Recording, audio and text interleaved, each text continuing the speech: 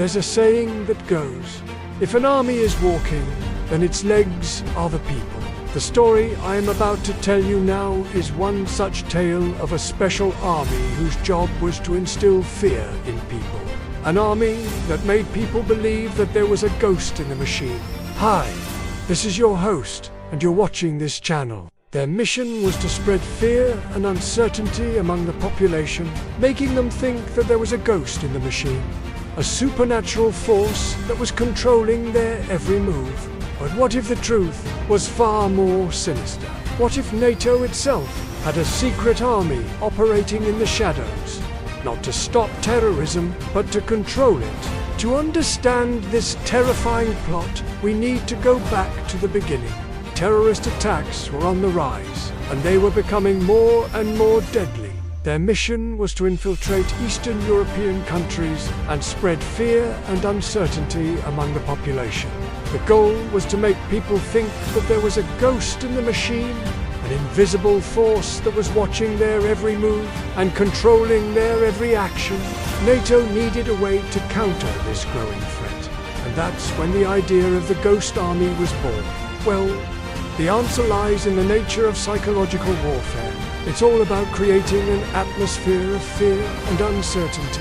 The idea was to make people feel like they were living in a nightmare, a world where nothing was real and no one was safe. They used every dirty trick in the book, from planting false evidence to spreading vicious rumors. They would plant false reports of mysterious events and then spread them through word of mouth.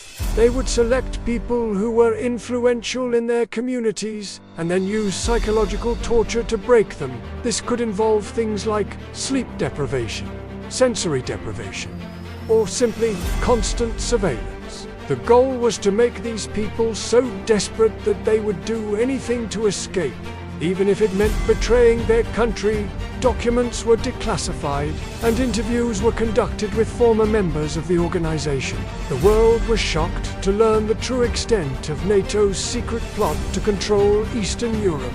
There have been unexplained disappearances, mysterious deaths, and even sightings of ghostly apparitions. Some people believe that these are the work of the Ghost Army, that they are still carrying out their mission to spread fear and uncertainty across the region. For example, they might start a rumor that a local politician had been seen with a Soviet spy, or that a group of dissidents was planning a violent uprising. In 2018, he was working on a story about the Italian mafia, when he and his fiancée disappeared without a trace. In 2021, he was found dead in his apartment after apparently falling out of a window, but many people believe that he was actually assassinated by the Ghost Army, that they wanted him dead to silence him. Their bodies were found a few days later, but the case remains unsolved to this day. Some people believe that the Ghost Army was behind his death, that they killed him to stop him from exposing their activities. This involved spreading rumors of supernatural events, like hauntings or sightings of ghosts. They would also use things like Ouija boards and other forms of divination to create the illusion that the spirits were real. There have been reports of haunted houses, ghost sightings, and even poltergeist activity. Some people believe that the Ghost Army is using these phenomena to spread fear and uncertainty across the continent. This was a very effective way to control a population, because it created a sense of fear and uncertainty. It is a reminder that there are forces at work in the world that we call unseen, but that we should never underestimate. People were afraid to speak out against the government because they never knew who was watching, waiting for them to make one wrong move, or it could be the Ghost Army. And don't forget to like and subscribe for more amazing videos. Until next time, these stories would spread like wildfire, causing widespread panic and paranoia. Their goal was to make people afraid to speak out against the government or to even trust their own friends and neighbors. Well, the truth is that it was a joint effort between NATO and the CIA.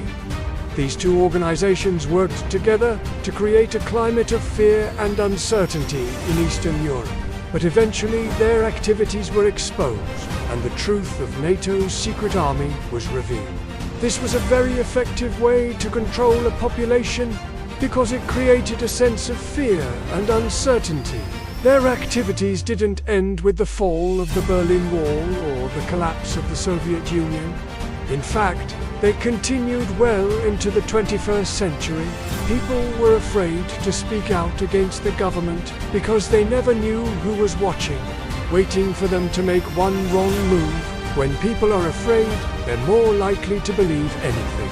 They become desperate for answers, and that's when the masterminds behind the Ghost Army strike. In the midst of all the chaos, it would be easy for them to identify the leaders of the resistance and take them out one by one. And so the Ghost Army began its mission. The question is, why did NATO need such a secret army? And what kind of missions did they carry out? Join me today as we uncover the chilling secret behind NATO's Ghost Army. You may have heard about NATO, the North Atlantic Treaty Organization. It was formed after World War II to protect Western Europe from the threat of communism. The war had devastated the continent and left it in ruins. People were afraid of what the future would bring, and they were desperate for stability. This is when NATO was formed. Its main purpose was to protect Western Europe from the Soviet Union and its allies. But what many people do not know is that NATO has a secret weapon that it uses to fight against terrorism. They call it the Ghost Army. The Ghost Army was a special unit of soldiers who carried out missions in Eastern Europe during the Cold War. For decades, acts of terror swept across Europe. Bombings, assassinations, disappearances, most were blamed on extremists. In the aftermath of World War II, Europe was in a state of chaos. But as the years went by, NATO realized that there was another threat looming over the continent: terrorism. This elite unit of soldiers was trained in the art of psychological warfare. Now, you may be wondering, why did NATO need such a secret army? They would spread rumors of mysterious disappearances and strange occurrences, all designed to create a sense of dread and paranoia among the population. But who exactly was behind this terrifying plot? Who were the masterminds behind the Ghost Army? Their plan was simple. They would send in the Ghost Army to spread fear and propaganda, then step back and watch as the population turned on itself. They infiltrated Eastern European countries and started spreading fear and uncertainty among the population. One of the most effective tactics they used was to create fake news stories. Another tactic they used was to target key individuals and drive them insane. But perhaps the most disturbing tactic the Ghost Army used was to create a climate of fear and uncertainty that made people believe that there was a ghost in the machine. And so the Ghost Army carried out its mission, spreading fear and uncertainty across Eastern Europe. As the years went by, the truth of the Ghost Army's activities slowly came to light. It turns out that the Ghost Army had been active for much longer than anyone had realized. For example, there have been numerous reports of strange occurrences in Eastern European countries in recent years. One of the most disturbing cases of possible Ghost Army activity was the disappearance of a journalist named Jan Kuciak. Another case that has been linked to the Ghost Army is the death of a politician named Ivan Gil. Some people even believe that the Ghost Army is behind the recent increase in paranormal activity across Europe. Whether or not these theories are true, one thing is for sure: the Ghost Army remains a terrifying reminder of the lengths to which NATO will go to protect its interests. So the next time you hear a strange noise in the middle of the night, or see a shadow out of the corner of your eye, remember that it could be just your imagination. What do you think? Is there really a ghost in the machine? Or is this just a wild conspiracy theory? Let me know in the comments below.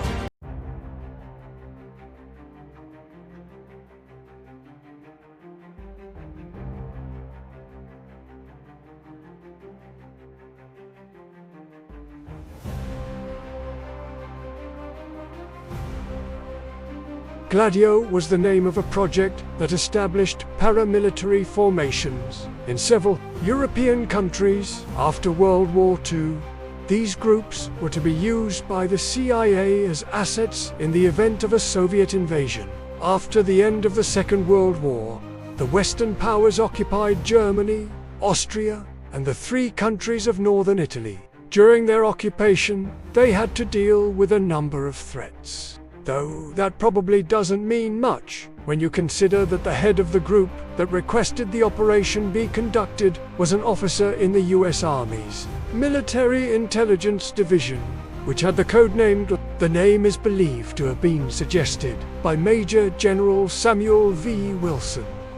Whatever the reason for choosing the name Gladio Unit, we do know that the primary purpose of the organization would be to conduct psychological warfare against occupying forces. Soon enough, they were able to form their own intelligence agency, the Bundes.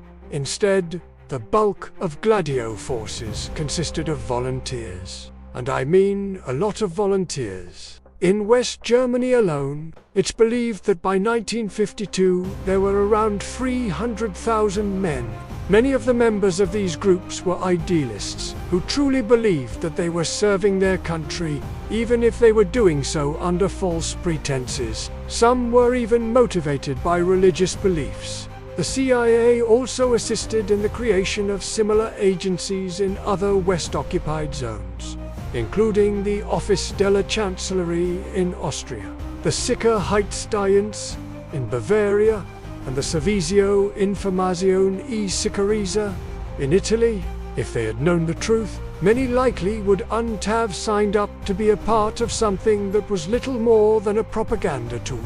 Its members took part in a variety of activities ranging from traditional espionage to assassination. In 1952, Fieseler claimed that his group had carried out over 500 assassinations, and as time went on, various European governments began to uncover bits and pieces of the operation. Eventually, the Italian government found out that Gladio existed within their borders, but they didn't seem too upset about it. In fact, they kept the organization active for a few more years. For one thing, it would reveal the extent of American involvement in European affairs, which wasn't exactly popular with the public back home. With all that going on, the US government decided that it would be best to officially end the Gladio program in 1965.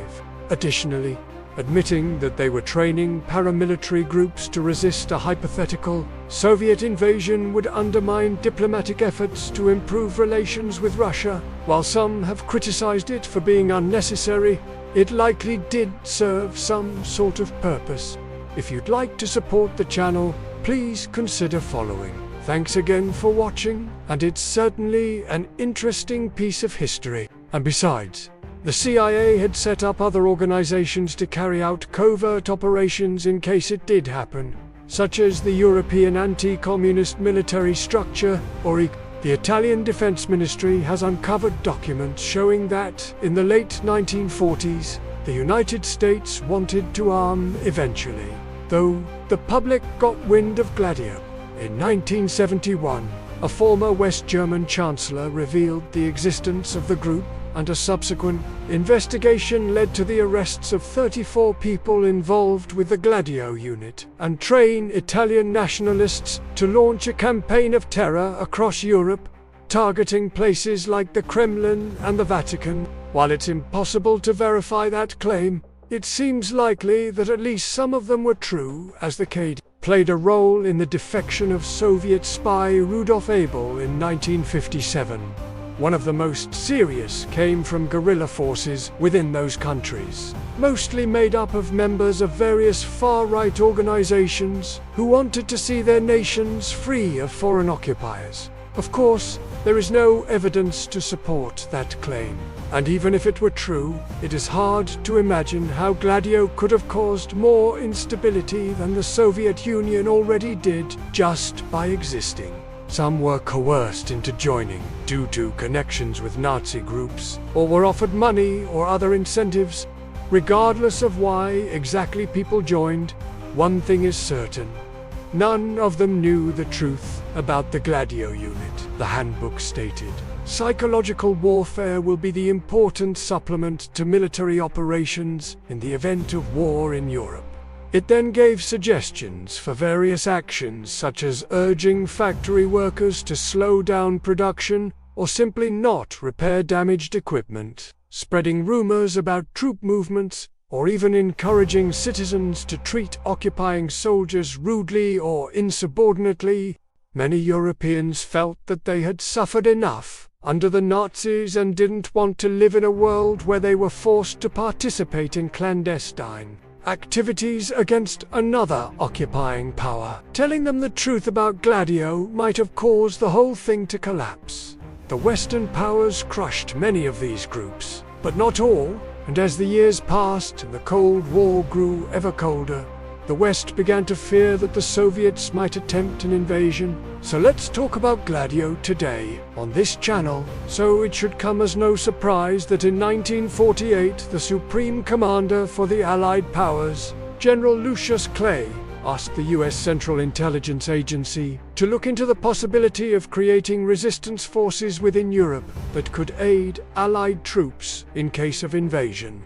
This led to the creation of Operation Gladio unit. As its name suggests, the operation was inspired by the short swords used by Roman soldiers. In 1949, the CIA produced a document known as the Handbook for Resistance Line Officers, which detailed how various sabotage and psychological operations were to be carried out. While the manual did detail some more active forms of sabotage such as laying mines, it mainly seemed to suggest that the soldiers and officers being trained by the CIA should focus on passive resistance, or what they referred to as the hearts and minds of the people they were trying to liberate. Still, the booklet did conclude with a warning that Gladio personnel were to only engage in combat as a last resort. The first nation to receive these training manuals was West Germany, where the CIA began working with various anti-communist groups, giving them funds,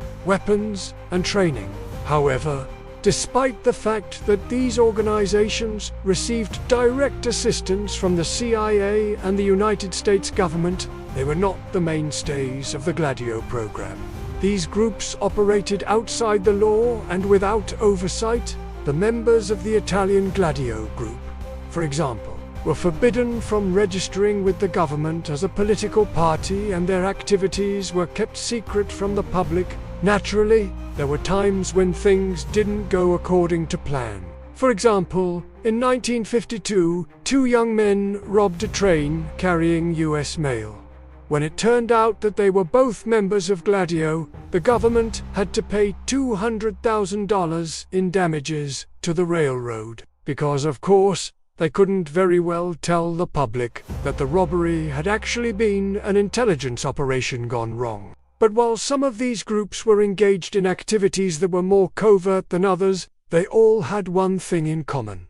Their goal was to liberate their nation from foreign control. For instance, the Kotzverband was a right-wing Catholic organization founded in 1947 by Joseph H. Fieseler. Not everyone who joined Gladio did so out of the goodness of their heart. Even though these groups had names like the German Stay Behind National Committee and the Norwegian Committee for a Free Norway, their members thought they were joining a more traditional resistance force. The public likely wouldn't have been too happy about such a situation either, and the US government wasn't exactly eager to publicize the existence of the organization. Still, there was no way to keep Gladio a secret forever. However, this was during a time when the CIA was under scrutiny from the Congress and American public following the Bay of Pigs invasion of Cuba and the revelation that the United States had been spying on its allies. By that time, it was clear that a Soviet invasion of Europe was unlikely. Although Gladio was never as big of a threat to European stability as some publications have made it out to be, it still caused problems for the CIA and the United States government. This plot was eventually abandoned, but it goes to show that the CIA wasn't afraid to get their hands dirty in Europe. no matter how much collateral damage it caused. In the years since, dozens of books and articles have been written on the subject, many of which have alleged that Gladio was nothing more than a CIA plot to destabilize Europe. Ultimately, Gladio was a product of its time, a period of extreme paranoia and fear of communism.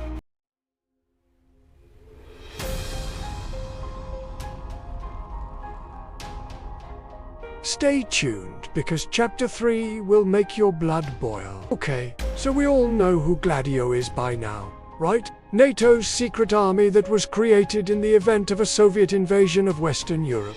So we have new information. We have confirmation that the stay-behind armies were not only a NATO creation, but they were also heavily influenced by the CIA and the American government. On January 28, 1967, Gladio's Italian branch sent a report to its superiors in shape outlining their infiltration campaign into left-wing organizations. The goal was to create an environment of fear that would force leftists to abandon politics or at least diminish their influence on the public sphere, he says. In order to undermine the credibility of these organizations, our agents began disseminating rumors about an imminent terrorist attack in factories, schools, and public transportation. Then the police would intervene before anyone else to foil the attack and thus implicate the leftists. But the effects of the operation went beyond simply discrediting leftists. It actually resulted in violence against them. In fact, according to a report by Amnesty International, several leftists were beaten and even killed by far-right paramilitaries during this period.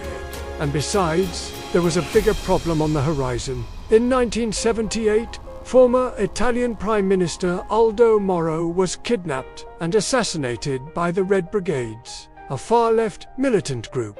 The government blamed the Red Brigades for the kidnapping, but some people believe that the kidnapping was actually orchestrated by Gladio in order to provide an excuse for even more repression. Most of the attacks were blamed on far-left militant groups, but there is a growing body of evidence that points to a paramilitary group known as the NA. The attack was immediately blamed on leftist militant, but investigations later revealed that it was actually carried out by the NA. The aim was to provoke a crackdown on leftists, and that's exactly what happened. For example, in France, Gladio infiltrated the French Communist Party and spread rumors about a planned terrorist attack at the Rennes railway station, and this was done by any means necessary. If that sounds like something that's happening today, well, you're not wrong. The rumor turned out to be false, but it led to a violent confrontation between far-right and far-left groups. Similarly, in Germany, Gladio spread rumors about a communist coup d'etat and then used that to justify the arrest of several leftist activists. The government declared a state of emergency and passed laws that restricted civil liberties, and that's how the infiltration of leftists slowly came to an end. The strategy of tension was basically a low-intensity conflict, designed to put pressure on the government and keep it in a constant state of emergency. This plan was developed by the CIA and the American government in the early 1960s. It was called Operation F-Class, and it involved creating and training paramilitary groups in all of Western Europe that would be active in the event of a Soviet invasion. The goal was to have these groups sabotage the occupying forces and provide resistance, intelligence, and logistical support to the official NATO-led resistance. It was extremely effective, too. If this doesn't sound like a textbook definition of a false flag operation, in the aftermath of the kidnapping, the government passed a series of laws that severely restricted the freedom of association and the freedom of the press. Hundreds of leftists were arrested under these laws, and many of them were tortured in order to extract confessions. Some of the most prominent intellectuals in Italy, such as Antonio Gramsci and Alberto Moravia, publicly denounced the government's crackdown. But despite the controversy, the government continued to pursue its agenda. The plan was called Operation Sunrise, and it was active between 1965 and 1968. The vote was along party lines, with the Christian Democrats and the Socialists voting in favor, and the Communists and the Liberals voting against. And here we can see how the infiltration of leftists worked. The government used the fear of terrorism to pass laws that restricted the civil liberties of leftists, and then they used those very same laws to crack down on leftists. It's like a vicious cycle. For example, one agent infiltrated the Italian Communist Party's provincial committee in Genoa and successfully spread rumors about a planned terrorist attack at a local cinema. As a result, the police intervened and prevented the attack before it could happen. The attack that wasn't going to happen because there was no attack planned in the first place. Do you see how this works? They basically told the police to commit an act of terrorism and then blamed it on the communists. This allowed the authorities to paint a target on the backs of leftists, portraying them as potential threats to national security. It was run by the Italian Secret Service, SISMI, under the command of General Giuseppe Mori. This man was also the leader of Gladio, Italy. But what many people don't know is how the mission of Gladio changed over time. These were just ordinary people who happened to be leftists. You know, in a way, it reminds me of what is currently happening in Iran, where the government is using the hijab as an excuse to crack down on women and anyone who supports them. It's all about control, because, according to newly released documents, Gladio's mission was not only about defending Western Europe against the Soviets, but also about controlling Western Europe. According to the report, the following leftist organizations had been targeted: the Italian Communist Party, the Italian Socialist Party, the Italian Democratic Party of Left, the Italian Liberal Party, the Italian Social Democrat Party, the General Confederation of Labour, and the Italian Peace Committee. The first step of the infiltration process was to place agents within the leadership structures of these organizations. The second step was to have them disseminate propaganda through their publications and mass media appearances. And the third step was to have them spread rumors about potential terrorist attacks and then take all appropriate measures to prevent those attacks from taking place. In other words, if you believed there was going to be a terrorist attack, you would call the police, and then the police would carry out the attack and blame it on the leftists. And this was done by any means necessary.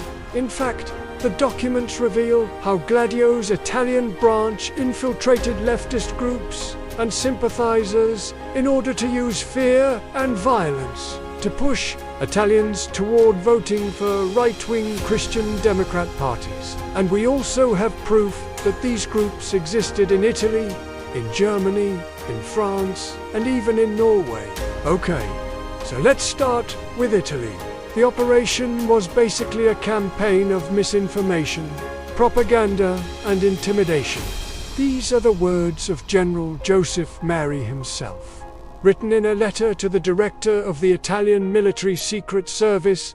Documents show that the campaign was quite successful. General Mori confirmed this in his letter to the SISMI director, writing, "By spreading these rumors, we aimed to create an atmosphere of apprehension among the population and discredit the leftist organizations in the eyes of public opinion. In the end, the infiltration campaign culminated in a massive wave of arrests in 1969, when more than 300 leftists were arrested on charges of subversive activities, even though most of them didn't even belong to any political party. The Italian parliament eventually got wind of Gladio's infiltration campaign and launched an investigation in 1977. But as we all know, investigations like these never really go anywhere. You see, the Moro case gave the Italian government the perfect opportunity to crack down on leftists and present it as a matter of national security.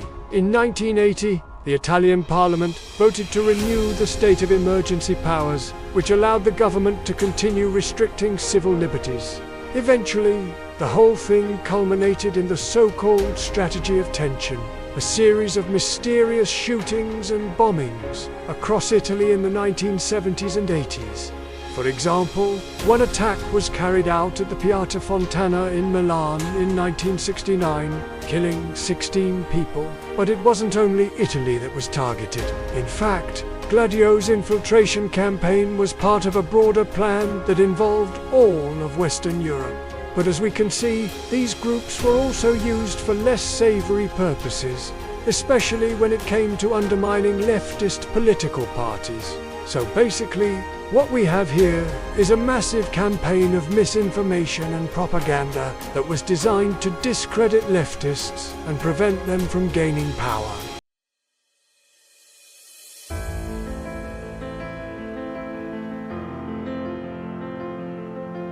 Okay, so here we go with Chapter 4. Let's dive into this story. Bombings rocked Italy. The 1969 Piazza Fontana attack killed 17, blamed on anarchists, but a carabiniere later exposed the truth.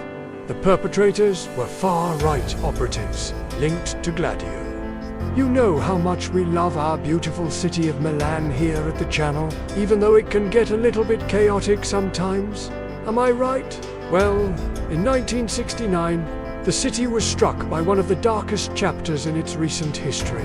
3 bombs exploded during the morning rush hour in central Milan, killing 17 people and injuring over 100. But when the dust settled and the shockwaves subsided, what emerged was a political earthquake that would shake the foundations of Italian society. Factory occupations became commonplace, and university campuses erupted into violent clashes between students and police. These strikes paralyzed the country and forced the government to make significant concessions regarding worker safety, rights, and salaries. The campaign culminated in the Historic Agreements of June, known as the Historic Agreements, which addressed key issues such as salary increases, reduced working hours, and improved benefits. In fact, those of us who are old enough will remember it as a time when cars were often set on fire and barricades were erected across major cities. The left continued to agitate for further reforms, while the authorities grew increasingly concerned about the growing influence of far-left militant groups like the Red Brigades. Then came 1969 and the Piazza Fontana bombing. The bombings took place in Piazza Fontana, the square in front of the stock exchange. Instead, they pressed ahead with their original theory, labeling the Piazza Fontana attack as the work of left-wing anarchists. And why is that? Well, because they needed someone to blame it on, right? But they had also failed to prevent a wider campaign of terrorism orchestrated by far-right extremists. However, in the early 1970s, a series of similar attacks shook the country, leaving many to question the official narrative surrounding Piazza Fontana. The title was chilling. I Carabinieri and the Secrets of the Strategia dell'Attenzione? Yes, that's the word that we used last week too. In English, it translates to the strategy of tension. Yes, that's right. We talked about Gladio last week as well. The group was linked to a series of attacks on left-wing targets throughout the 1970s and 80s, including the massacre of Italian soccer fans in 1970, the murder of former Italian Prime Minister Aldo Moro in 1978, and the bombing of the Bologna train station in 1980, which claimed the lives of 85 people. The Piazza Fontana bombing was one of the first major operations carried out by framing the attack on anarchists. The authorities effectively gave the far-right carte blanche to carry out further acts of violence against leftists without fear of reprisal. But it would be another 20 years before the full extent of the conspiracy was revealed. The Piazza Fontana attack not only shook the country to its core, but also left a lasting legacy of fear and mistrust. Well, he was ultimately sidelined and forced into early retirement. But his bravery in pursuing the truth should not be forgotten. Scroy's dedication to uncovering the truth ultimately helped to expose the dark secrets of Gladio and the strategy of tension. Its members were trained in guerrilla warfare and sabotage, and tasked with carrying out acts of terrorism that could be blamed on the left. From the massacre of the Italian soccer fans in 1972, the bombing of the Verona train station in 1972, a pattern of violence aimed at left-wing targets emerged. If you liked it, please click the like button below. It really helps us out and keeps us motivated to keep making videos for you. Also, we would love it if you could subscribe. It's totally free, and you can always unsubscribe it. Thanks for joining us. They couldn't say that it was the work of the secret services or the far right. However, the true mastermind behind the plot was never caught, so they pinned it on the left instead, conveniently deflecting attention away from the real culprits. As you can imagine, this sparked outrage and calls for transparency. Many Italians still believe that the full truth of the Piazza Fontana bombing has never been revealed, and that powerful interests are still trying to cover up their involvement. After uncovering the links between the bombing and the far-right group Avanguardia, he had reported his findings to his superiors. He learned that the strategy of tension had been a deliberate attempt to destabilize the country and create a climate of fear and uncertainty that could be exploited by far-right forces to seize power. But they had ignored him, choosing instead to pursue the anarchist angle. So why did we choose to call this episode The Strategy of Tension? What happened there? Let's take a look back together. The prosecution's case against him was flimsy at best, relying heavily on circumstantial evidence. A carabinieri officer named Mario Scroy, yes, we'll talk about him later, noticed inconsistencies in the statements made by the witnesses and began his own investigation. His findings were explosive. He discovered that the bombs had been planted in the days leading up to the attack, and that one of the devices had been left in a suitcase at a train station for several days before being moved to the Piazza Fontana. Despite this, Gandia was sentenced to 4 years in prison for his alleged role in the bombing.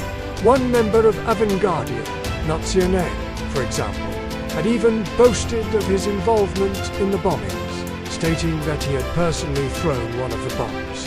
And then a third bomb went off near the Duomo. All told, 17 people lost their lives and hundreds more were injured. On December, just as the Christmas holiday season was about to begin, 2 bombs ripped through the crowded Piazza Fontana in Milan, killing 16 people and injuring more than 100 others. In an immediate response, the authorities blamed anarchists for the attacks, claiming that they sought to destabilize the country after a period of relative calm following the turbulent events of the previous decade. But wait, let's rewind a bit.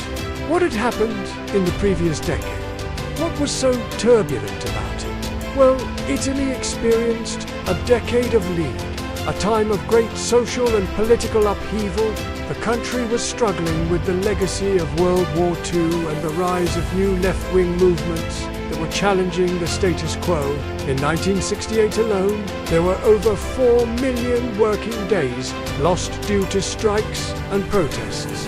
This wave of protest reached its peak in May with the famous Hot Autumn, a period of intense labor unrest that saw workers across various sectors launch a series of wildcat strikes. However, despite these agreements, tensions remained high. In the aftermath of the tragedy, the authorities wasted no time in blaming the anarchists. In fact, the first person to be charged was a 21-year-old anarchist activist named Giannino Gunn, but it wasn't long before cracks began to show in the prosecution's narrative. Furthermore, he uncovered links between the perpetrators and the far-right group or National Vanguard, which had been involved in numerous acts of violence against leftists and trade unionists. Despite this evidence, the authorities refused to reopen the case.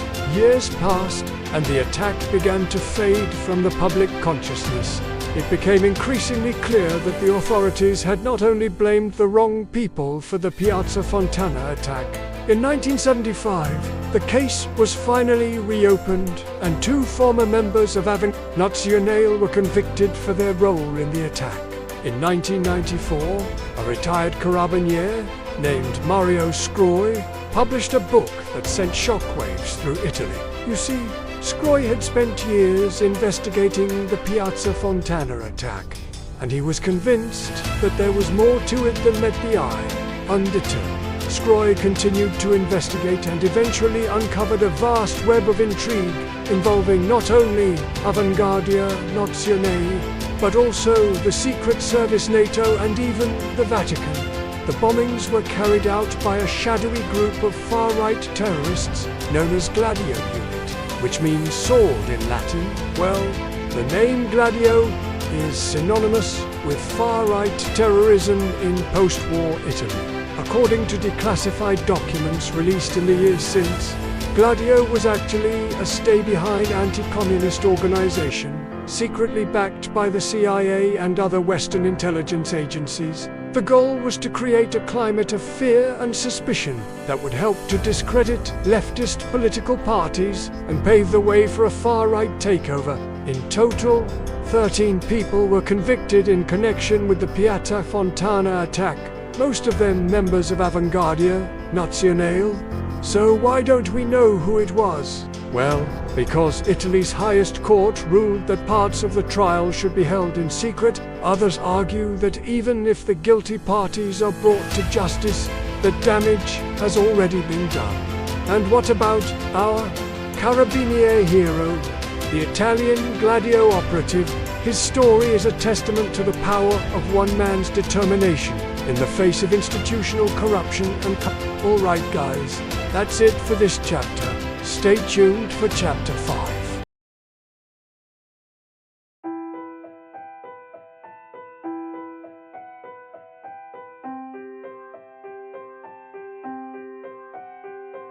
As we learned in the previous chapters, Gladio was a covert organization set up by NATO to conduct paramilitary operations across Europe after World War II. We covered their program in Italy, where they kept fascist elements alive and trained thousands of operatives, who would later be used to destabilize governments. The goal was to shape public opinion and keep power in the hands of anti-communist allies, even if that meant killing civilians. This is an old tactic as old as propaganda itself. West Germany was one of the main recipients of US funds intended to prevent the spread of communism. These operatives posed as students and academics, but they weren't there to teach or learn. You may recall how they carried out assassinations and bombings. But another way they tried to influence public opinion was by manufacturing false flag attacks. Bombs were detonated, trains were bombed, and countless lives were lost. But maybe even more important than the violent tactics employed by Gladio were the less violent ones. The ones that sought to change the hearts and minds of people across the globe by controlling the media, academia, and culture. Gladio ensured that the anti-communist message would be heard loud and clear. And as we'll see next time, it wasn't just Gladio that was doing this. The CIA had its own plans to destabilize governments around the world. Plans that involved everything from spreading propaganda to training hit squads. Stay tuned to find out more. One of the most famous examples of this took place in 1962 at the height of the Cold War. He once said, "The whole thing is a gigantic global deception. Vast, formless, intangible, but basically And that about sums up the story of the Gladio unit. Thanks for watching.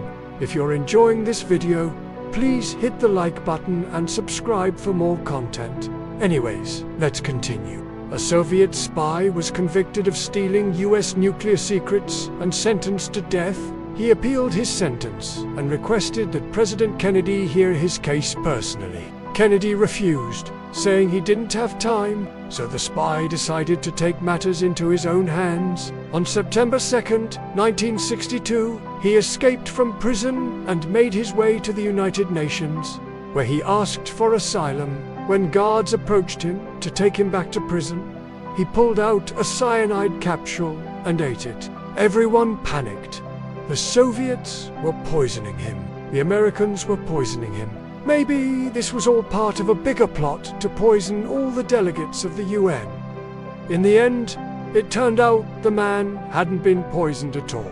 He'd simply stolen the cyanide capsule from the Soviet consulate. But that didn't stop the US government from using this incident to manufacture a threat. They accused the Soviets of planning to assassinate several high-ranking officials, including President Kennedy himself. They even went so far as to hold a press conference to present their evidence.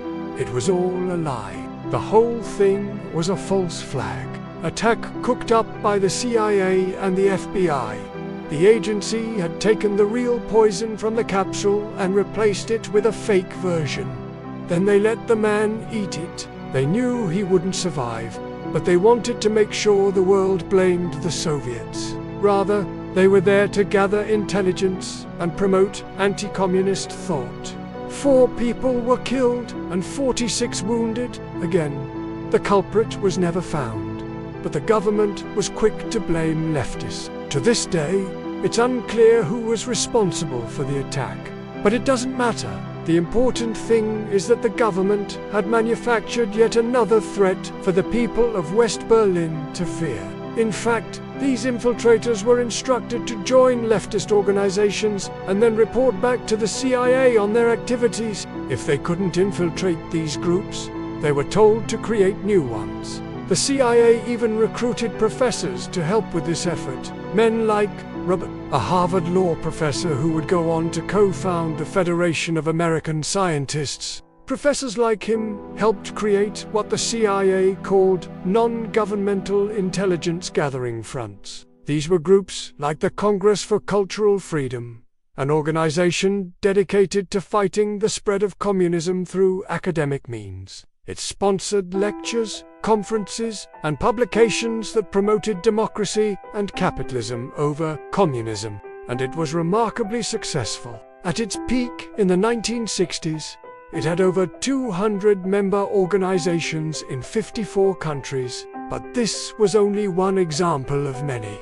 Other groups included the Center for Strategic and International Studies and the American Institute for Free Labor Development. All of these groups received funding from the CIA, and all of them worked to spread anti-communist ideas across the globe. From 1949 to 1952 alone, the US poured over $1 billion into West German newspapers, magazines, and journals. Much of this money was used to promote anti-communist themes, and some publications became so dependent on US funding that they were sometimes referred to as America's Fourth Estate.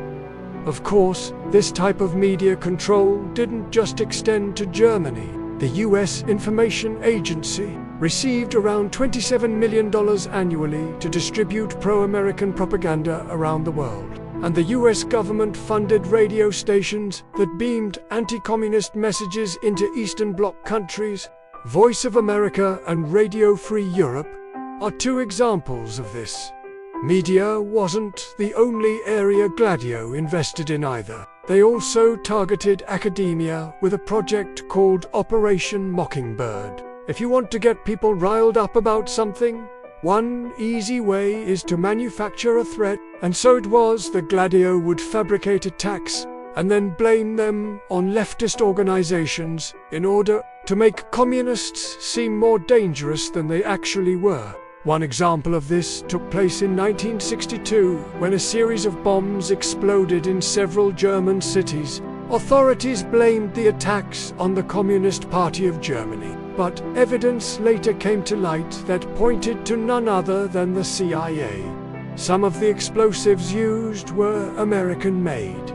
Several of the people arrested for the bombings had connections to intelligence agencies, and one West German journalist even claimed he'd seen a CIA agent placing a bomb before it went off.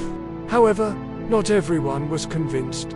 These types of bombings became known as dirty bombs, because they didn't really do any damage, but rather served to spread fear and anger amongst the populace. Not everyone bought what the government was selling. The author Heinrich Boll, for example, would go on to say that these explosions only served to strengthen the resolve of those opposed to the government. In the end, the perpetrators were never found, and this would happen again and again throughout the Cold War. One example took place during the Prague Spring in 1968, when a bomb killed one person and injured dozens more at a train station. Again, authorities blamed leftists, but there was strong suspicion that intelligence agencies were behind it. Today, we read on now. Look at some of the ways Gladio and its affiliates worked to control the minds of the mass. Their activities ranged from assassinating left-leaning politicians to bombing factories to generally sowing chaos wherever they could. But Gladio's reach went further, into media, into politics, universities. One way Gladio sought to influence the population was through the creation of fake terrorist groups or cells. Gladio also sought to control the media and academia. Through sheer funding, Operation Mockingbird was a plan initiated by the CIA in the early 1950s to smuggle operatives into universities across Europe and North America. Now, Gladio was adept at using violence to achieve its goals. Another false flag operation took place in 1963. When a bomb exploded at a train station in West Berlin, Gladio wasn't shy about using violence to achieve its goals. It seems fitting to end this chapter with the words of John Lay, the author of Tinker, Tailor, Soldier, Spy, a novel about the battle between intelligence agencies during the Cold War.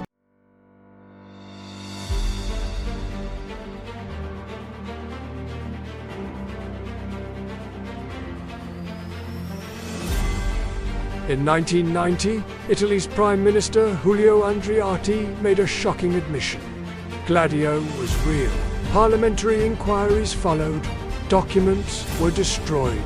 Few were punished. On June 16, 1990, Italian Prime Minister Giulio Andreotti stood in the Italian Parliament and confessed to the nation that Gladio was real. This confession would send shockwaves across the country and lead to one of the biggest scandals in the history of the Republic.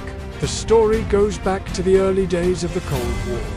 At the end of World War II, Italy found itself occupied by Allied forces. The country was divided into two occupation zones, with the Americans controlling the south and the British controlling the north. The plan was always that Italy should be reunited. But in the meantime, each zone set up its own provisional government. The Americans installed a staunchly anti-communist coalition in the south, while the British installed a more moderate Christian Democrat coalition in the north. This division of Italy into two separate states would last until 1948, when a general election would reunite the country under the rule of the Christian Democrats. But this division wasn't just a political division, it was also a military division. Each zone had its own army, which were known as the Italian Co-Belligerent Army, or Esercito Co-Belligerante, with the Southern ECA being created on June 29, 1944, and the Northern ECA being created on April 17, 1945. These two armies would be merged into one on June 25, 1946. But it would be the Southern ECA that would become the basis for the secret army. The existence of these two occupation zones led to fears in Washington that any peace deal between the Western Allies and the Italians would result in a communist victory. In order to prevent this from happening, the Americans drew up a plan to support and train a secret army in the South. that could be used to fight both the Germans and the communists. This plan was called Operation Sunrise, and it was implemented by the Office of Strategic Services. When the war ended, the OSS continued to support the secret army, which was now being called the Italian National Brigades, or BNSI, even though there was no longer a need to fight the Germans. This was done with the knowledge of the British, who saw the threat of communism in Italy as well. This secret army would continue to grow in size and strength, eventually reaching a total strength of about 130,000 men. And they were trained in sabotage, psychological warfare, guerrilla tactics, and other forms of unconventional warfare. The US also supplied the Italians with a large number of weapons, including 128,000 rifles, 20,000 pistols, 500 machine guns, 1,000 submachine guns, and 250 tanks, in addition to the weapons. The US also provided the Italians with funding and supplies for their training camps. By 1947, the US was spending $1 million per month on the secret army. But what was the purpose of all this? Well, the plan was that if the communists were to take power in Italy, then the secret army would rise up and overthrow them. In addition to fighting the communists, the secret army would also be used to destabilize the country and prevent it from being reunited. This was because the Americans did not want a strong and unified Italy. They wanted an Italy that was divided and weak, so that it would be easier to control. However, by 1947, it became clear that the communists were not going to take power in Italy. So, the US changed the purpose of the secret army. Instead of being used to fight the communists, it would now be used to fight terrorism and counter-sabotage. But, in reality, the secret army was never used for this purpose either. They did engage in some terrorist activities themselves, but those were kept under wraps. Despite not being used for its intended purposes, the secret army continued to grow in size and strength. By 1953, they had grown to a total strength of 180,000 men. But why were they still being supported if they weren't being used? Well, the answer is that the secret army had become too big and too powerful to be disbanded. By the late 1950s, the secret army was costing the Italian government over 300 million lira per year to maintain. That's the equivalent of over $150 million today.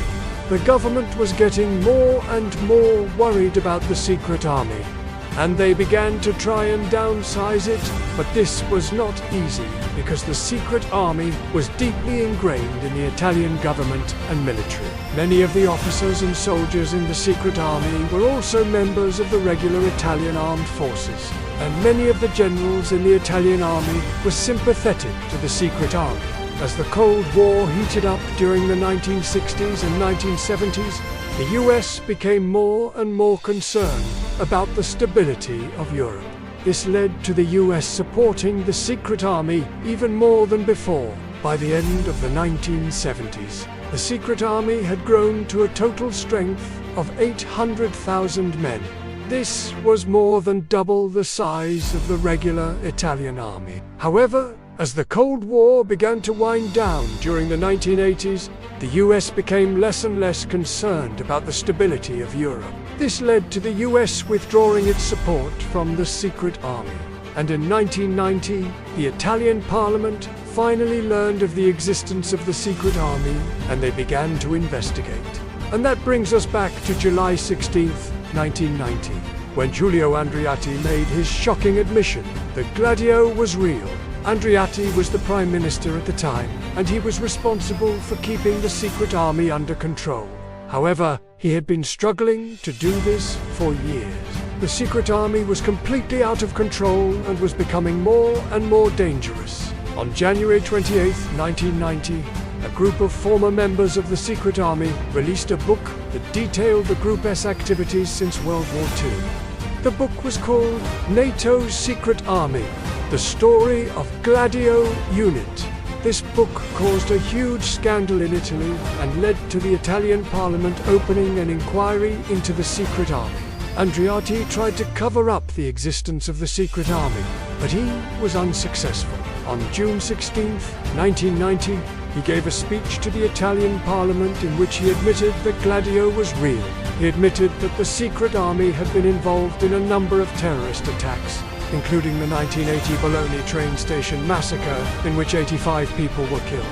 He also admitted that the secret army had been spying on Italian citizens and had been involved in a number of other illegal activities. After Andreotti's confession, the Italian parliament set up a special commission to investigate the secret army. The commission was headed by a former judge. Giovanni Falcone and his team of investigators began to look into the activities of the secret army.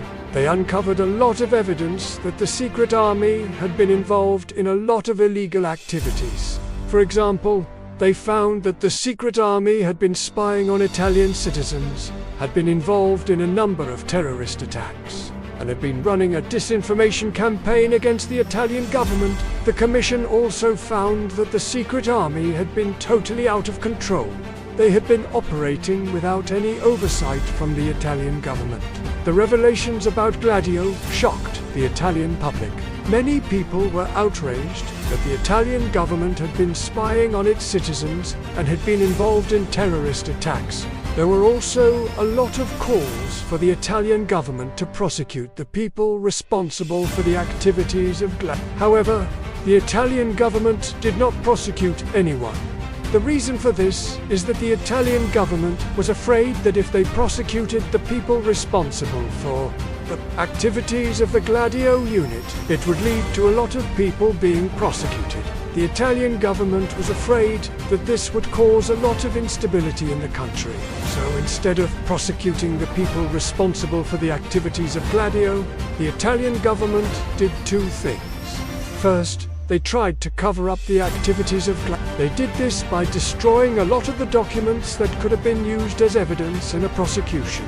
For example, the head of the Parliamentary Commission investigating Gladio, Giovanni Falcone, had his office ransacked, and many of his documents were stolen. Second, the Italian government tried to buy off the people responsible for the activities of the Gladio unit. They did this by giving them a lot of money. For example, the Italian government paid out over 400 million lira, the equivalent of over $200 million today, to former members of the Gladio unit. In the end, the parliamentary inquiry into Gladio came to nothing. Only a few low-ranking members of Gladio were ever prosecuted, and the people really responsible for the activities of the organization got away scot-free. Italy's admission of Gladio was a major embarrassment for the country and for the United States. It showed that the United States had been supporting a terrorist organization in Italy, and it raised questions about the role of the United States in other countries. The Italian government tried to cover up the scandal, but the truth came out and the world learned about Gladio. If you want to learn more about Gladio, I highly recommend reading the book NATO's Secret Army by Richard Coons. It's a great book that really goes into detail about the history of the Gladio unit. Thank you for watching, and stay tuned for Chapter 7, The Legacy of the Gladio Unit.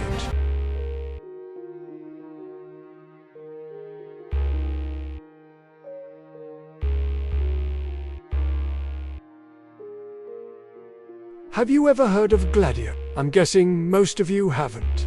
But you might be familiar with some of its more controversial actions, like how it trained former Nazis to infiltrate and destabilize governments in Europe, or how it faked an assassination attempt on Pope John Paul II to serve as a false flag attack against the Soviet Union.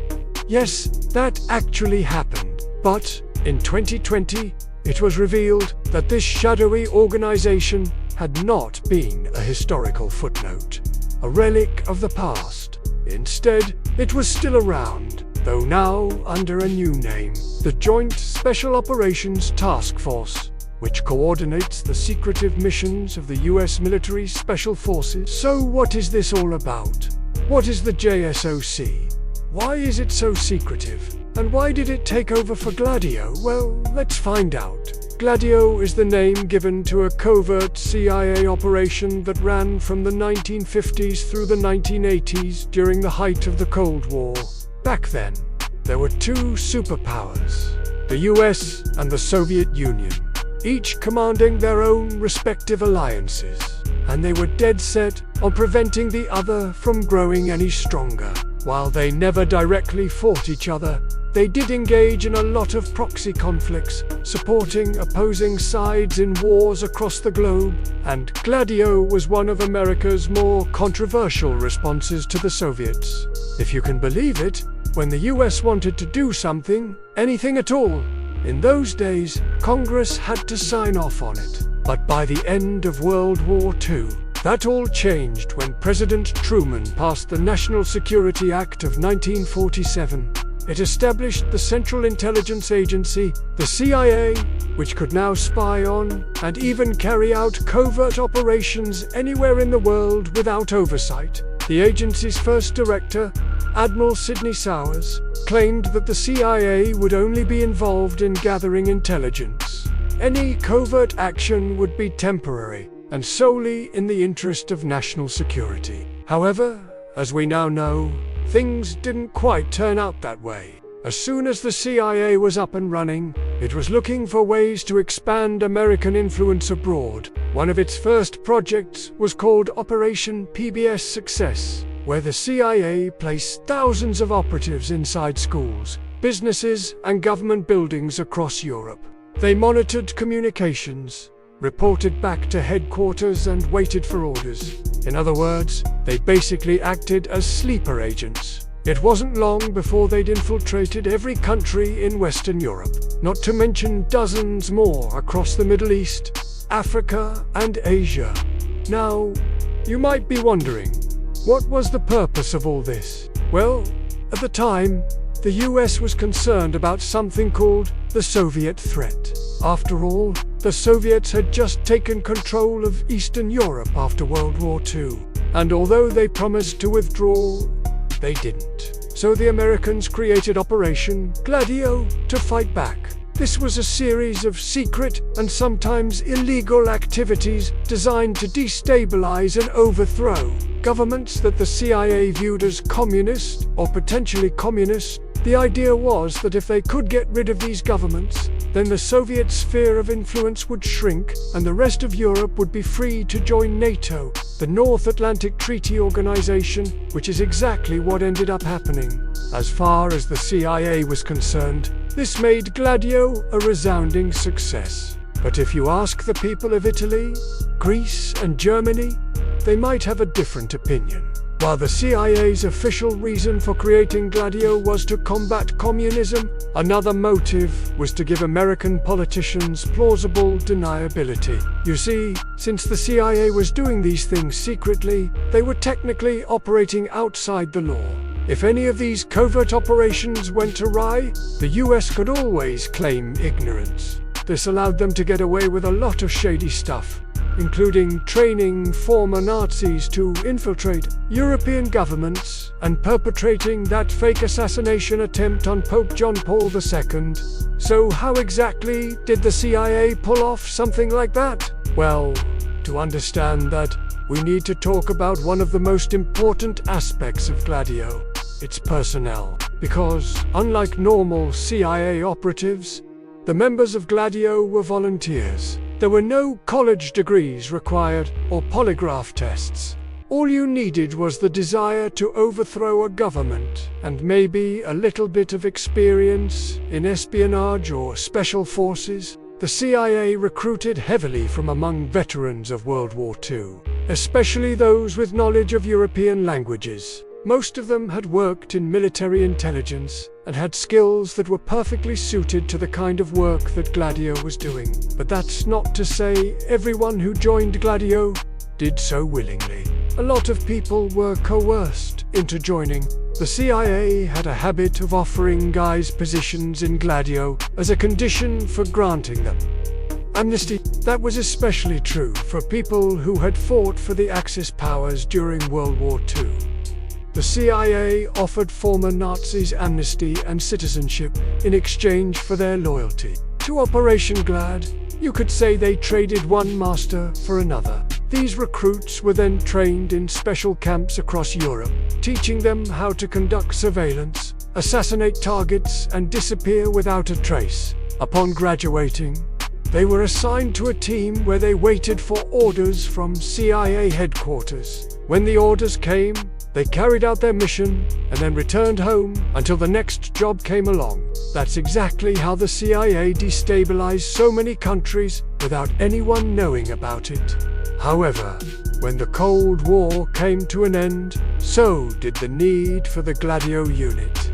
By the late 1980s, most European countries had aligned themselves with NATO and the Soviet Union was collapsing, so the CIA disbanded Gladio in 1990, or so they said, because, as we now know, it was still around. It had just changed its name to the JSOC, or Joint Special Operations Command. Today, the JSOC is responsible for planning and coordinating the missions of all U.S. Special Forces, including the Navy SEALs, Delta Force, and the Green Berets. They're based out of Fort Bragg, North Carolina, and are led by a 4-star general. As far as we know, the JSOC operates above board. In fact, the general who commands the JSOC also serves as the commanding general of U.S. Army Special Forces Command, so there's really no hiding what they're up to. Still, this doesn't mean that they don't carry out secret missions from time to time.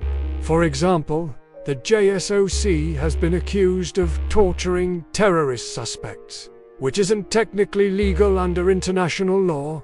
The group is also incredibly secretive about its operations, which lends credence to conspiracy theories. After all, if they're doing things secretly, then someone somewhere probably has something to hide.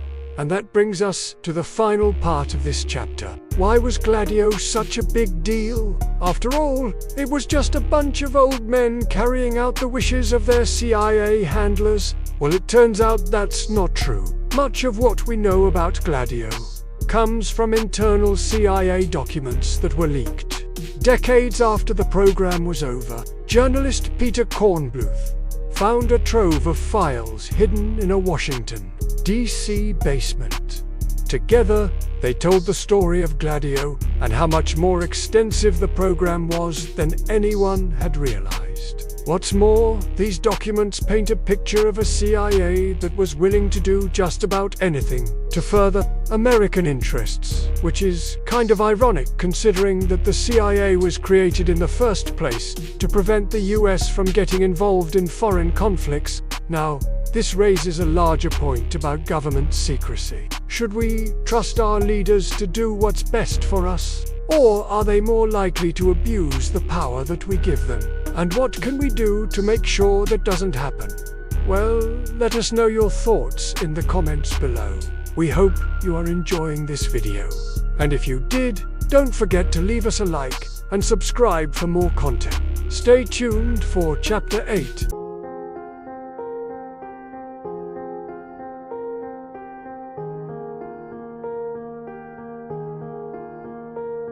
The most successful operation in Gladio history was also its most controversial. Operation Gladio was the NATO operation that utilized stay-behind teams to conduct guerrilla warfare in the event of a Soviet invasion. They were trained by the CIA, funded by the CIA, armed by the CIA, and after the invasion, they would launch hit-and-run attacks against the invaders. This was all done in secret.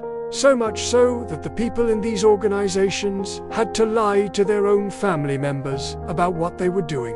When we think of the Cold War, we think of spies, of space and nuclear races, of proxy wars, but this was the dirty work. The clandestine operations conducted by NATO and the CIA to keep Western Europe from falling behind the Iron Curtain. Now, you may have heard of Gladio before. There was some controversy surrounding it when the BND, the West German intelligence agency, released documents about it in the 1970s. But since then, it's mostly been forgotten. Today we're looking at the shadow war in Europe. The secret war that was fought across Europe from the 1950s to the 1970s, a war that not only involved the superpowers but the very nations caught in between them.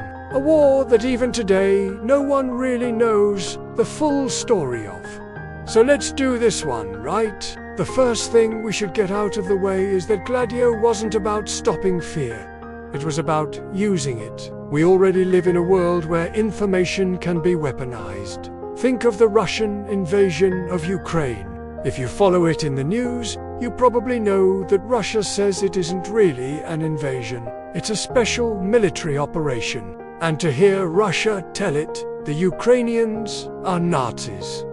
Now the reality is that there are neonazis in Ukraine, just like there are in many countries around the world. But the idea that an entire nation of 44 million people are Nazis is ridiculous. That is propaganda. The goal is to make the Russian invasion more palatable to their own people, to take something horrific and evil and make it something that is justified. Well, Gladio worked both ways. And during the Cold War, the US government knew that it needed to foster fear in Western Europe. Fear of communism, fear of the Soviet Union, because if people weren't afraid of the Soviets, then they might not support the US or NATO. So we have to understand this.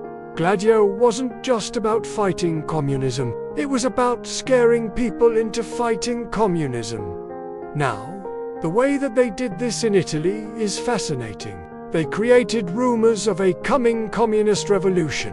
Rumors spread by sympathetic journalists who were paid off by the CIA and fed false information, creating a sense of fear and paranoia among the Italian population. Now, this wouldn't be possible if you didn't have a willing participant in the population. You see, when people talk about the evils of communism now, it sounds silly, like we know that it doesn't work, that it leads to tyranny, that it squashes human rights. But when it was rising in the 20th century, it had a certain appeal. Remember, this is after World War II. Europe was in ruins. There were massive economic disparities. People were looking for a better way, and communism promised them just that. Now, not everyone in Europe fell for it. By the late 1940s and early 1950s, there was a lot of resistance to communism in places like France and Germany. But in places like Italy and Belgium, there was actual support for the communist movement. In fact, in 1948, there were riots in Belgium between communists and non-communists. The communists lost, but only barely. And in Italy, the Communist Party was the largest party in parliament. So what did Gladio do? Well, it took advantage of that support. It used it to grow its network of informants and assets. Because here's the thing, if you're trying to fight a secret war, you need to know everything about the territory. You need to know the towns, the cities, the infrastructure, where the supply lines are. You can't just show up and figure it out. You need to know it before you get there. And the best way to do that is through locals. Now, you might be asking yourself why someone would want to join a secret organization dedicated to undermining their own country. And the answer is complex. First of all, we have to remember that most of these people weren't joining voluntarily. They were recruited, essentially coerced into it. And this was done by the police or by other government agencies. But the second thing we have to remember is that there was a time when communism actually looked like a viable alternative. And so for some people, it wasn't a matter of loyalty to a country, it was a matter of loyalty to a cause. Maybe they thought communism was the future. Maybe they wanted to help bring it about. And so they joined the Communist Party, and the KGB, the Soviet Union's intelligence arm, found out. So then the CIA came calling. These people were told that they could be arrested on flimsy charges, that their lives would be ruined if they didn't agree to work with the CIA. And this is what led to the creation of this shadow army. In total, there were 160,000 people in this program in Italy alone, not to mention the other countries where it operated. These people were ordinary citizens. They lived normal lives. They had jobs, families, friends. But at a moment's notice, they were expected to drop everything and go underground. They were given weapons and training and told to hide them somewhere in their homes. They were given a signal to look for, a code phrase that would tell them it was time to rise up. When the Soviets invaded, they would leave their regular lives behind and become soldiers, launching hit-and-run attacks, sabotaging bridges, spreading disinformation. Now, I should say that none of these people were ever given the entire picture. They were compartmentalized. This was done for security purposes. No one person knew the entire plan. No one person knew who was in the organization, and that made it harder for the Soviets to get intel from defectors, because they didn't know anything useful. But it also made it harder for the organization to function because these people had to trust each other. They had to trust each other with their lives. And that wasn't easy. In the end, Gladio never really had to fight. As the Cold War wore on, it became clear that the Soviet Union wasn't going to invade Western Europe. Yes, there were crises like the Berlin crisis and the Cuban Missile Crisis. But in the end, war was avoided, and so Gladio went dormant. These secret armies stayed in hiding. They waited for the signal that never came. So the question becomes, what did they do next? Well, some of them continued to work with the CIA. They became assets. They provided intel on the Soviet Union and Eastern Europe. Others simply disappeared back into society. They tried to put the whole experience behind them, but the problem was that they couldn't. You see, they had been living two lives. They had families and friends who had no idea that they had been recruited by the CIA. They had been living these double lives for years, decades in some cases, and so when they tried to move on, they couldn't. Their past was always there. They were always looking over their shoulder, waiting for the knock on the door. We may never know how deep the shadows go. There are still people alive today who do you and know the full story of what happened during the Cold War. We will likely never know the full scope of Gladio, who was in these organizations, who the assets were. But one thing is clear. The war for hearts and minds didn't end with the Cold War.